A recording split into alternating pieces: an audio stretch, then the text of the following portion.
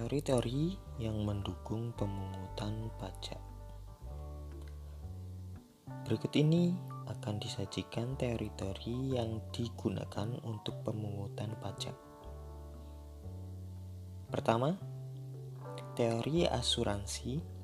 Teori asuransi maksudnya pajak dianggap sebagai premi asuransi di mana pembayaran yang telah dilakukan sebagai usaha melindungi rakyat dari segala kepentingan seperti keselamatan atau keamanan jiwa, harta benda, dan hak-hak rakyatnya.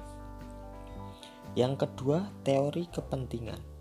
Teori kepentingan mempunyai hubungan antara kepentingan seseorang yang memperoleh manfaat dari pekerjaan negara. Semakin banyak seseorang mengenyam atau menikmati jasa dari negara, maka pajak yang dikenakan semakin besar. Misalnya retribusi. Yang ketiga, teori gaya pikul. Teori gaya pikul berdasarkan pada asas keadilan bahwa setiap orang dikenakan pajak dengan bobot yang sama.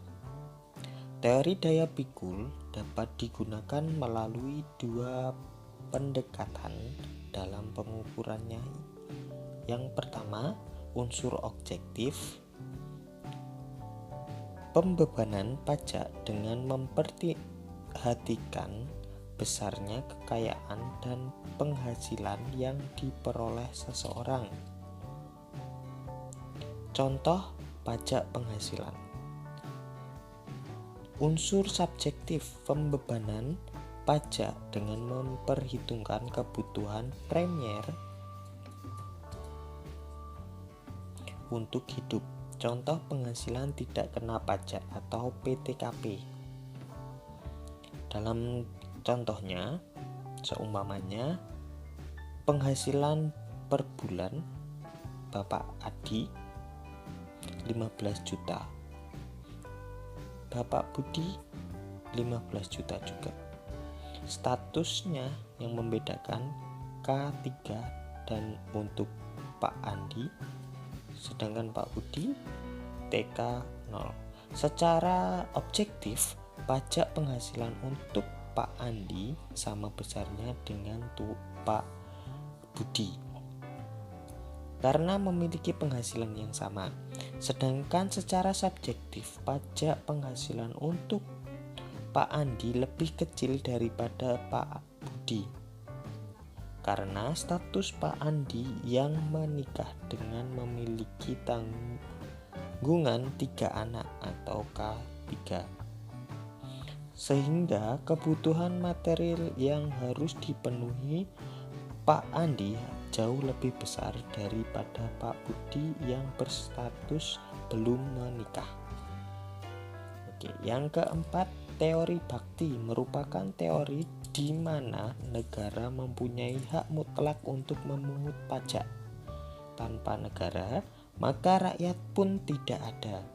Dan masyarakat menyadari bahwa membayar pajak dipandang sebagai tanda pengorbanan atau tanda baktinya kepada negara.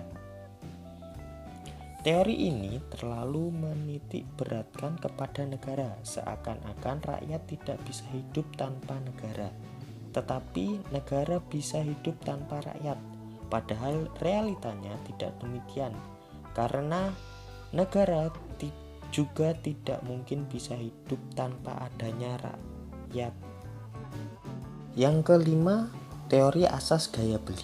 Dalam teori asas gaya beli, pajak lebih menitik beratkan pada fungsi mengatur agar masyarakat tetap eksis dan tidak mempermasalahkan dari mana negara memungut pajak. Teori ini lebih banyak disukai karena kepraktisannya, baik dalam ekonomi liberal dan masyarakat sosialistik.